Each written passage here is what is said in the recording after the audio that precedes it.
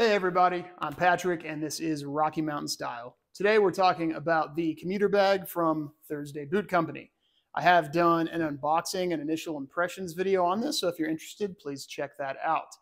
Before we get into it, I've had a few people ask me to do fit checks before videos just because they are curious, I guess, what I have on. Pretty simple today. I've got the Flint & Tinder American Heavyweight t-shirt on. I've got the raw selvage denim trucker jacket from Thursday as well. And then I have my Hamilton khaki navy scuba auto watch, which I've had for about 4 years. It was an anniversary gift from my wife about 4 years ago. Okay, so back to the bag. I bought this bag at the beginning of August. I was part of a VIP early offering, I guess, where Thursday sent out an email saying, hey, if you guys want to buy this bag, before it goes live, give us, use it, give us a little feedback. We'll give you a 10% off coupon for your next purchase, something like that. So I was kind of looking for a canvas bag at the time anyway, so it was quite fortuitous. I liked Thursday's design. I picked up the commuter bag in vintage tobacco for $295 and used it for a couple of weeks, gave them some feedback, answered the questionnaire, and they gave me a 10% off coupon, which I used to buy Mrs. RMS a pair of boots, I believe, if I remember correctly. So I've used it back and forth to work, carting my laptop around. I have used it on a multi-day, fly somewhere on an airplane kind of a trip. So I've got some good use out of it. And overall, I'm very impressed. There is really only one kind of annoying thing. And by kind of annoying, I mean fairly annoying for me. And we'll talk about that if you want to stick around.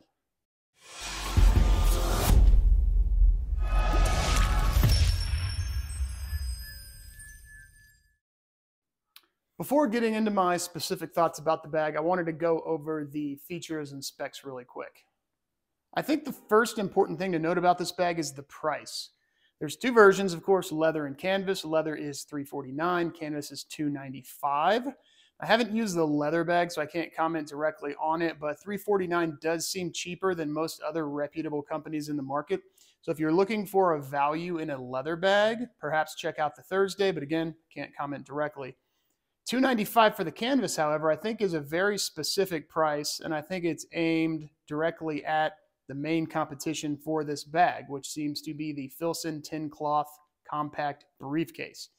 If you look at the handles, the pulls, the overall feel that the bag evokes, I think it's pretty clear that Thursday heavily relied on the Filson as inspiration.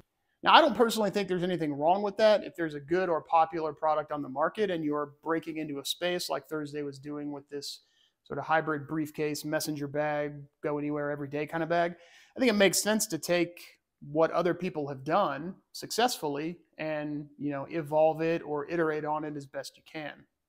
And of course, I can't say which I think's better because I've never owned that particular Filson bag. In fact, I've never owned any Filson product, but they are the same price. They have a similar look. Neither is made in America. Both use a canvas from the United Kingdom. So, of course, that's Halley Stevenson from Scotland for the Thursday and British Miller and Company from England for the Filson, which I think is kind of interesting. I think it's safe to say that Thursday wants to be in the conversation when folks are cross-shopping the Filson or when they're just looking at the Filson or other canvas bags in general.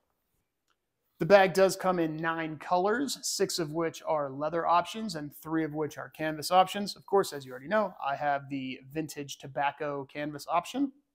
The bag has a padded laptop sleeve that fits up to a 16-inch laptop. Mine is 15 inches and it slides in with zero issue whatsoever, so I believe that 16-inch claim.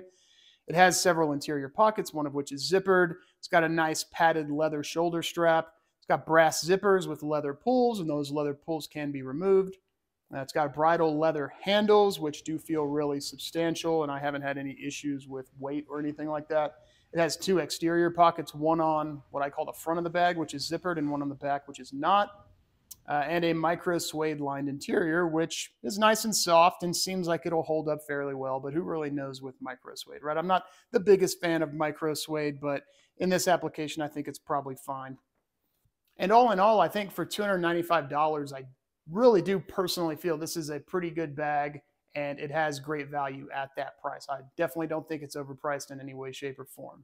And that comes from me having actually paid $295 for the bag. And I think my personal experience also backs that up. So as I mentioned earlier, I've mostly used this back and forth to work, just carting my laptop, my lunch, maybe a few other small things in there, just back and forth. I've had no issues with it whatsoever. It's held up really well. I used it on an airplane trip where I had it was a little bit more packed in, you know, laptop, different kind of tech accessories, chargers, things like that, snacks, you know, a day planner, you know, basically everything I needed fit in there just fine. And I wasn't, you know, sitting there thinking, I wish I could fit this in, and it wasn't overstuffed. You know, it fit great underneath the seat in front of me on the airplane. And it being canvas, you know, I wasn't worried about scratching it. Like sometimes you're worried about scratching a new leather bag. You just threw it under there, you put your feet on it. It's, you know, not a big deal whatsoever. So the canvas, which is, again, as I mentioned, Hallie Stevenson from Scotland, does feel like it'll be pretty heavy wearing. In some of these pics here, you can see where some of the natural, I guess, raw indigo from some of my denim has rubbed off. You know, as I'm wearing it crossbody and have it behind my back, it's sort of like, you know, rubbing against the, you know, the top of my butt area. If that bugs you, that's just something to be aware. If you wear raw denim and you want to wear this down on your side, it will get indigo on it. Now, it's not too big of an issue with a darker color like this vintage tobacco, but if you went for a lighter option, that could be an issue, so just keep that in mind. The shoulder strap itself is, I won't call it heavily padded, but it's definitely padded, and it's really comfortable. It's plenty wide. In my experience, the weight's been distributed very nicely when I've had it weighed down heavily, for example, on my multi-day trip. And I have no issues with it. It is a two-piece construction. It's not a single piece of leather. That's common for Thursday. Their belts and many other things I've seen have been, you know, two pieces of leather stitched together. Some people might say that adds another failure point, just having two pieces stitched together. Personally, it doesn't really bother me unless you have this for 15, 20 years, which you might. You know, that's generally not ever going to come into the conversation unless you've been using it a lot and you've already got your money's worth out of it. So it might be a detractor for some. It doesn't really bother me at all. However, there is one thing that does bother me quite a bit, and that is how the strap connects to and interacts with the D-ring and how that D-ring swings or doesn't swing up. So when you think about it, you put a bag down, the D-rings flap down, and usually if you pick it up, put it on the shoulder strap, the D-rings swing back up, and then you've got, you know, your bag hanging there. This, however, the D-rings sort of stay down, and even pulling on the strap, you can't get those D-rings to easily flip up, and then the swivel connector won't, you know, snap into place. And that's what you need to happen in order to get your strap to be, you know, not twisted. You need it to be nice and even. And that's, you know, I have kind of an OCD type thing for things being nice and even. So when I pick it up sometimes, that D-ring will stay swiveled down, and I put it on, and as I start walking, eventually the D-ring will swivel back up and snap into place and twist the strap, which really bugs me because then I have to stop, readjust. And I think that's something, if Thursday was going to look at this video and maybe make something better for a version 2 run of this, maybe make there be a little bit less friction in the play of the D-ring as it attaches to the bag so that it can swing up freely and not, you know, cause the strap to unnaturally swivel while you're wearing it. But if that's something that doesn't bother you, then there's not much really to fuss about with this bag. It seems hard wearing to me in my 5 months of use. I've had zero issues with it. It's fit everything I've needed for everything I've used it for. And if you're just looking for a nice, easy, kind of stylish looking bag that's a little bit rugged but can still go into the office, I think there's really not much reason to look elsewhere unless you're just really into Filson or really into some other brand. This really is a quite nice bag. So if you have any questions, please leave a comment below and I will be happy to answer. Thanks. Have a great day.